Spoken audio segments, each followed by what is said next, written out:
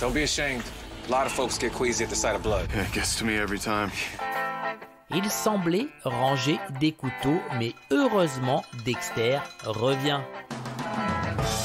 Si je dis heureusement, c'est que, comme vous, je suis resté très frustré par cette fin de première série et ce regard caméra d'un Dexter barbu, un poil facile.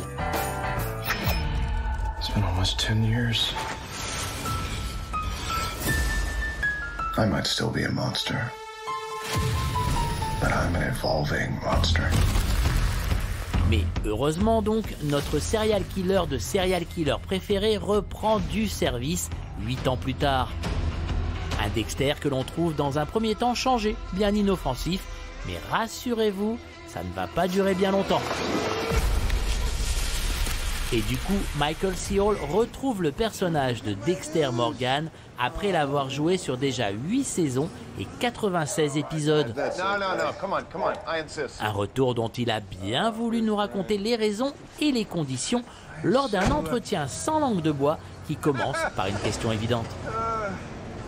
First question is pretty simple. I suppose that you got it before, but why did you decide to come back?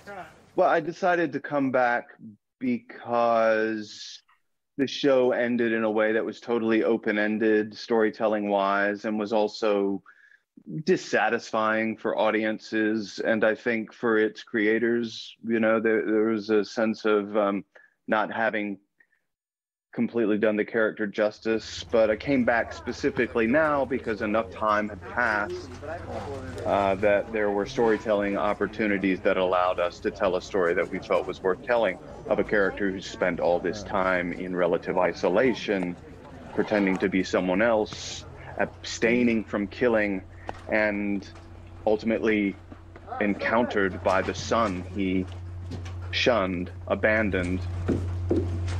You're saying that it was dissatisfying for audiences. Was it dissatisfying for you too, the ending? Yeah, I think, you know, everything was moving very quickly and we were all sort of at our wits' end and and running on fumes, you know. But looking back, I do think that while what happens to the character makes sense to me, the way it was executed was not optimal, you know. And you always want to do your best, and you have a sense, if you have a sense that you weren't quite able to do that, then there's definitely some dissatisfaction. Hey, Mark. Action! I wonder, you played Dexter for 96 episodes in the first show. I wonder how was the feeling? What was the feeling when you came back as Dexter on the first day of shoot? I mean, it must have been something weird. Yeah, it was strange. It was somewhat eerie. There wasn't a real sense of closure, and I knew that Dexter was in the fictional world, still alive somewhere out there, but I never knew for sure that he and I would intersect. And it felt strange to surrender to this character again, and to surrender to being inhabited by or inhabiting this this person with whom I'd spent a long time, but from whom I'd spent just as much time. So it was eerie, kind of creepy, but also reassuring that he was still very much alive and available. Whoa! Easy there. Problem? Yeah, I kind of have a thing about blood. Where are we finding him? Blood. Where is he? What's happening to him? He's in a town in upstate New York State, in the mountains, in a fictional town called Iron Lake, New York. Very small population, somewhat isolated in and of itself. And Dexter, within this community, is living on the outskirts, alone, isolated, committed to rituals, mostly having to do with just living life, taking care of himself, doing the work that needs to be done when you're living an isolated life in the middle of nowhere. All of these rituals being a sort of antidote or methadone for his addiction, you know. I think he's living a life that's committed to abstinence. He's recognized that his indulgence and his humanity has created a lot of collateral damage in his life, and his formerly perfect, pristine relationship to himself as a killer and a person who pretends to be a real person, it's all become a chaotic mess. And so he's endeavored to put the killer to bed. But as you can imagine, we've turned the cameras back on, so the killer is likely to wake back up at some point. Action!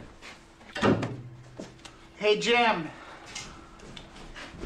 Matt Caldwell's been cleared. He wants the gun dropped off to his dad's lodge. Jay told him that you would drop it off after work and get all the required signatures. Should we really sell him that gun? $9 grand? Yeah. It's called commerce. I'm into it. Plus, Matt's dad's been a real friend to us for years, so. Jimmy, I really need you to deliver this gun.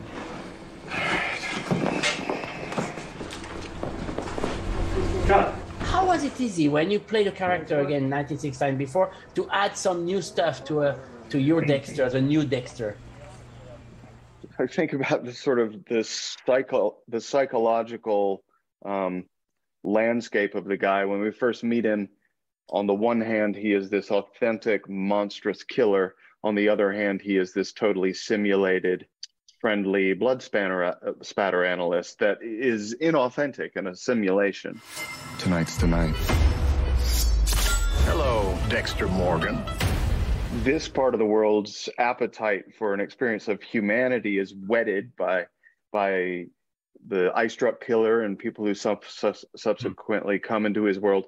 And so his sense of his humanity, or his sense of what's authentic, it all gets kind of fused to the point where it became a complete mess, and he had to bury the monster. And now all he has is the simulation, but he's trying to be authentic within that simulation. So that's what's different. You know, he used to be this, and now the inauthentic is now the life he's living, and the authentic is buried, and he's trying to be authentic within this formerly inauthentic place. And then, of course, the monster emerges from the deep, and he has to contend with trying to fuse these perhaps irreconcilable things. So I feel like psychologically, he's a lot more of a mess. You know, he used to be meticulous and clean internally in his head, and now he's on the verge of chaos. You're not listening! You can't wait to kill again! You are a serial killer! When it was announced that there was going to be a new Dexter, I mean, the social network went crazy. I mean, it was crazy that all the fans that you have all over the world. How do you explain this fascination we have for Dexter? People like the character for different reasons, and it's hard to pin it down to just one thing, though I think people relish the invitation to identify with or see the world from the perspective of a character who's doing monstrous things. They maybe are able to do that because he's taken unique responsibility for his monstrosity. But I think there is and always has been a fascination with the phenomenon of human darkness. And if people can encounter it in a way that puts a plausible human face on it, I think there's something about that people find irresistible. Irrésistible, Dexter et son Dark Passenger le sont toujours autant, comme vous pourrez le constater dès le 16 décembre sur Canal+, jour de diffusion du premier épisode de Dexter New Blood.